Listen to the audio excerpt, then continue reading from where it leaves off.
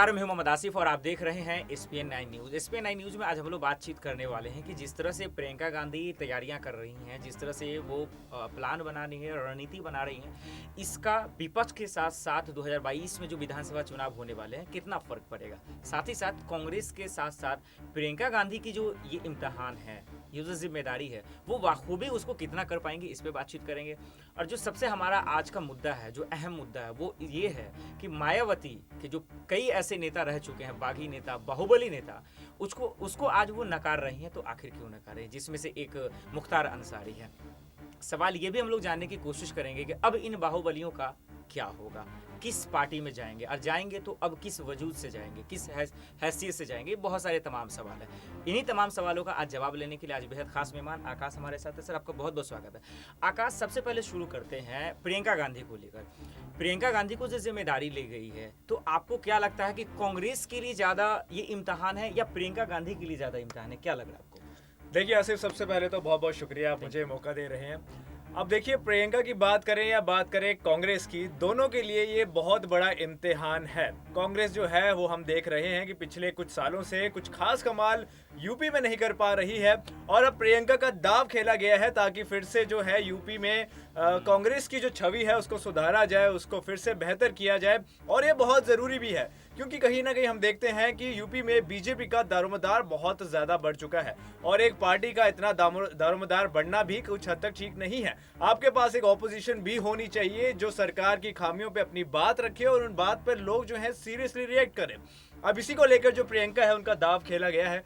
प्रियंका से उम्मीदें लगाई रखी हैं कि शायद प्रियंका जो है अपने कार्यकर्ताओं को इकट्ठा करेंगी और फिर से वो वाली रणनीति बनाएंगी जिसकी कांग्रेस जो है वो उम्मीद कर रही है। प्रियंका को पहले एक थोड़ा सा हिस्सा दिया हुआ था बीजेपी का, यूपी का, सॉरी, अब पूरा यूपी उन्हें दिया हुआ है। इसके ऊपर अब प्रियंका क्या जादू चलाती हैं, ये देखना काफी इंटरेस्टिंग ये उनके लिए जिम्मेदारी भी रहेगी। लेकिन आकाश, अब सवाल ये है, मैं मुख्तार अंसारी पे बात करूंगा, लेकिन उससे पहले लेता हूँ कि जिस तरह से कांग्रेस पार्टी में आज जो है, आपने देखा उपचुनाव जब हुए थे तो सपा की प्रत्याशी थी, महिला थी, खलीमपुर में उनके साड़ी खींच लिए गए। जो योगी सरकार दावा करती है कि आज महिलाएं महफूज है, कानून व्यवस्था दुरुस्त है, उसी के राज में महिलाओं के साथ ये हुआ। लेकिन आज वो महिला, वो प्रत्याशी जो सपा की थी, वो आज कांग्रेस पार्टी में शामिल हो गई है। तो अब सवाल ये है कि आखिर ऐसा क्या हुआ जो सपा इतनी स्ट्रांग है, वो उनके नेता आज कांग्रेस पार्टी में शामिल हो रहे हैं। लेकिन इसके साथ साथ रायबरेली में प्रियंका गांधी ने ये कहा कि उनके भी, कांग्रेस के भी जो नेता हैं, वो अब विपक्ष में जाकर शामिल हो रहे हैं, दूसरे पार्टी में शामिल हो रहे हैं। तो उनका पता लगाएं आखिर ये कौन है जो छोड़कर जा रहे हैं, क्या कमी है। तो मेरा सवाल ये है कि एक चुनाव के टाइम में नेताओं का एक पार्टी से दूसरी पार्टी में जाना तो आम है, लेकिन ऐसे वक्त में जो आप कह रहे हैं कि प्रियंका गांधी की जिम्मेदारी है, और उसके दौरान अगर इस तरह की तस्वीरें आती हैं, तो इसको आप किस तरह से देख रहे हैं? देखिए, मैं इस पूरे ये जो चीज़ें हो रही हैं इसको इस तरह से देखता हूं कि जैसे हमने वेस्ट बंगाल में भी देखा, पश्चिम बंगाल में हमने देखा कि कैसे जो है इंसान अपनी रोटी सेकने के लिए अपनी पार्टी को जोड़ लेता है, और सालों से जुड़ी पार्टी को छोड़कर वो नई पार्टी को जुड़ता है। और कुछ वैसा ही हम यूपी में भी देख रहे हैं, और कोई नई चीज़ नहीं है, ये पहले भी होती रही, आज भी हो रही है, और कल भी ये होगी। जिसको जहाँ समझ आएगा वो वहाँ जाएगा, फिर चाहे उसका जो बैकग्राउंड है वो कितना ही क्रिमिनल क्यों ना हो, कितने ही अपराध क्यों ना किए हो, जब तक उसका थोड़ा बहुत बोलबाला है, थोड़ा बहुत बाहुबली उसकी इमेज बनी हुई है, तो ये पार्टियां उनको लेंगी, उनको एक्सेप्ट करेंगी, फिर वो चाहे कांग्रेस हो, सपा हो, बीजेपी हो, या कोई पार्टी हो। नहीं आकाश, ये एग्जांपल से मैं आपसे सहमत हूँ कि बहुत बढ़िया आपने एग्जांपल दिया वो पश्चिम बंगाल का, कि किस तरह से रातों रात भारतीय जनता पार्टी के कई ऐसे जो नेता है वो टीएमसी में, टीएमसी के उसमें चुनाव जीतने के बाद तो होर लग गया कि आखिर आपने देखा कि किस तरह से टीएमसी में बहार हो गया, भारतीय जनता पार्टी की नैया डूब रही थी। लेकिन अब आकाश सवाल ये है, और वो बहुत सबसे अहम सवाल है, ये जो आपने गुंडों की बात की, आपने बाहुबली की बात की, वो बीएसपी में सबसे पहले थे मुख्तार अंसारी, लेकिन उन्होंने इस बार साफ इनकार कर दिया। तो मायावती ने इनकार जो किया है, किस वजह से किया होगा, क्या चीज को छुपाने के लिए वो किया होगा, क्या लगता है? देखिए आसिफ, जैसे मैंने आपको कहा कि जब तक किसी नेता की इमेज बरकरार है, फिर उसके पीछे उसका रिकॉर्ड, बैकग्राउंड जैसा भी हो, जितना भी गंदा क्यों ना हो, उसे जो है पार्टी एक्सेप्ट कर लेती है। अब बात करेगा अंसारी की, तो मुख्तार अंसारी का जो हमने रिकॉर्ड देखा है वो काफी खराब पहले भी था और आज भी खराब है, लेकिन अब जो उनकी इमेज है, जो उनका दबदबा है, जो रोब है, वो कहीं ना कहीं थोड़ा घट चुका है।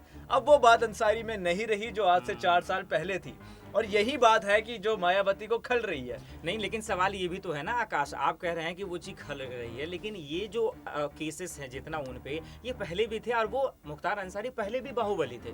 तो 2017 में यही मायावती योगी सरकार पे आरोप लगाते थे और वो ये आरोप लगाते थे कि भारतीय जनता पार्टी में भी कई ऐसे दागी नेता हैं। तो 2017 में यही नेता शानदार थे और आज 2022 में आने वाले चुनाव में ये लोग जो है दागी नेता है, गुंडे हैं, आखिर क्यों? देखिए आसिफ, इसके मैं दो कारण देखता हूँ। एक जो बड़ा कारण है वो ये कि पहले जो इनकी इमेज थी और अब की जो इनकी इमेज है उसमें बहुत फर्क आया है। लोगों का देखने का नजरिया इस नेता को लेकर चेंज हुआ है। इसमें बहुत बड़ा कारण योगी भी है। योगी ने इनकी इमेज पर बहुत बड़ा दाग कहीं ना कहीं डाला है और इसका असर जो है हम ये कहीं ना कहीं देख रहे हैं। दूसरा बड़ा रीजन मुझे समझ आता है वो ये कि हो सकता है कि मायावती और अब अंसारी के बीच कुछ मनमुटाव चल रहे हों, कुछ बातें हो जिन पर ये जो है एक सहमति नहीं बना पा रहे हो और इसी के चलते भी शायद हो सकता है कि अब मायावती को रास नहीं आ रहे हैं बिल्कुल भी अंसारी। हाँ, ये अंदर की रणनीति की आप बात कर रहे हैं, बिल्कुल इसमें हो कोई शक नहीं। लेकिन अब सवाल आकाश ये है कि जिस बाहुबली का हम लोग जिक्र कर रहे हैं, जिस बाहुबली के बारे में बात कर रहे हैं, उसमें कोई शक नहीं कि उनके अंदर पावर है, दम है, खमेसा है, सारी चीज। लेकिन अब जब असदुद्दीन ओवैसी की एंट्री हुई है तो उनके तरफ से अब खुलेआम जो है ये प्रस्ताव किया जा रहा है कि अगर बसपा उन्हें नकार रही है, अगर उन्हें टिकट नहीं दे रही है, तो असदुद्दीन ओवैसी की पार्टी MIM खुलेआम उनको जो है चुनौती दे रही है और वो प्रस्ताव दे रही है कि आइए हमारी पार्टी में शामिल हो सकते हैं अगर मुख्तार अंसारी राजी होते हैं तो। अब सवाल ये है कि एक तरफ जिसे जो गुंडे कह रहे हैं और दूसरी तरफ उन्हें जो है बुलाने के लिए लोग होड़ लगा रहे हैं, तो असदुद्दीन ओवैसी का ये डिमांड, ये मांग को किस तरह से आप देख रहे हैं? क्या अंसारी जाएंगे भी उधर? देखिए मैं इसको इस तरह से देखता हूँ कि अंसारी, चलिए मान लीजिए घायल शेर कह ले उनको, घायल शेर जरूर हैं लेकिन मरे नहीं हैं। और अंसारी के लेकर अब जो ओवैसी है, ओवैसी जो है वो एक तरह से शुरुआत कर रहे हैं, वो कोशिश कर रहे हैं कि वो भी कुछ अपना एक रोब बनाए, यूपी में भी उनका भी एक अच्छा दबदबा रोब बने, उनकी पार्टी वहां पे ग्रो करे।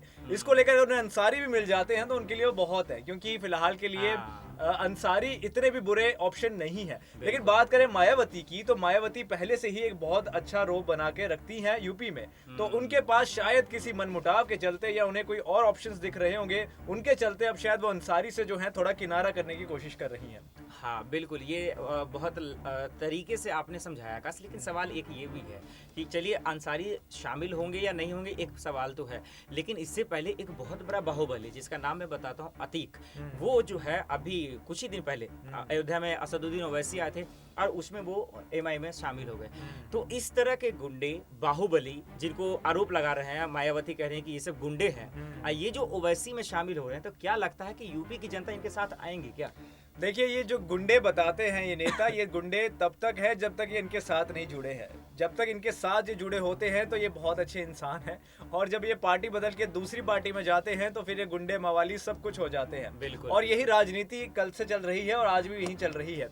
अब मायावती और ओवैसी जो हैं ये आपस में क्या इनका जुगलबंदी होता है और ये आपस में लड़ने वाले हैं कि लोग योगी के खिलाफ लड़ने वाले, तो बहुत इंटरेस्टिंग यूपी का फिलहाल जो पूरा सिनेरियो बना हुआ है। बिल्कुल बिल्कुल। अब एक आखिरी सवाल आकाश, अब वो जो लाजमी है सवाल ये है कि क्या प्रियंका गांधी जिस तरह से तैयारी कर रही हैं, शुरू में आपने जिस तरह से जिक्र किया, प्रशांत किशोर को लेकर सवाल उठाते रहे कि कांग्रेस पार्टी में शामिल होंगे क्या, कन्हैया को लेकर कुछ दिन पहले जिक्र हुआ कि वो CPI जिसमें वो जिस पार्टी में है उसको छोड़ दिया है, उन्होंने वहां से इस्तीफा दे दिया है, तो क्या उसके बाद कन्हैया को लेकर भी जिक्र होने लगा कि वो कांग्रेस पार्टी में शामिल हो गए? तो मेरा सवाल ये है कि अगर ये जो अटकलें लगाई जा रही हैं, चर्चाएं हो रही हैं कि कांग्रेस पार्टी में शामिल होंगे, अगर यूपी चुनाव से पहले ये दोनों दिग्गज नेता अगर कांग्रेस पार्टी में शामिल होते हैं, तब यूपी की रणनीति को और वहां की तस्वीरें आप कैसा देख रहे हैं? देखिए अगर कन्हैया भी जो है इस पार्टी से जुड़ते हैं और कन्हैया को भी ये अच्छी एक पोजीशन देते हैं, बोलने का वो देते हैं, तो वो बोलना जानते हैं। कन्हैया जो है उनके पास वही टैलेंट है जो मोदी जी के पास है, बोलने का जो टैलेंट है वो दोनों के पास है। और इस चीज का फायदा कांग्रेस को जरूर हो सकता है। कन्हैया को किस तरह से इस्तेमाल किया जा सकता है, अगर कांग्रेस थोड़ा दिमाग चलाए, थोड़ी सी रणनीति बनाए, तो कन्हैया का अच्छा इस्तेमाल कर कर वो अपनी पार्टी को मजबूत बना सकती है। कांग्रेस जो है यूपी में कुछ दबदबा बना सकती है। और यही वजह है कि प्रशांत किशोर को लेकर चर्चाएं हो रही हैं ताकि कांग्रेस पार्टी में रणनीति बनाया जा सके। तो आपने देखा कि जितने भी सवाल हैं उन तमाम सवालों का जवाब आकाश ने किस तरह से दिया।